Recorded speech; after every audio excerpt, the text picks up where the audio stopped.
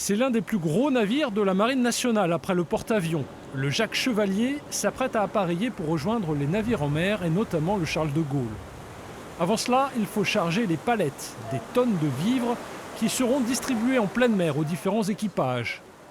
D'immenses frigos et congélateurs permettent d'entreposer la nourriture pour plusieurs jours.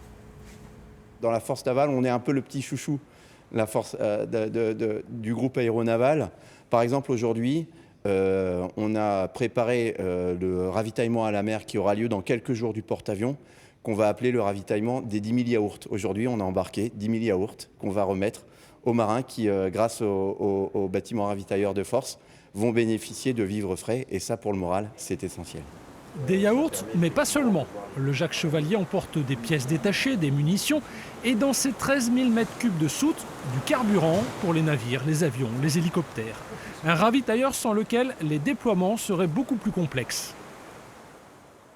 Tout simplement, les bâtiments seraient obligés de revenir régulièrement au port pour ravitailler dans tous les domaines.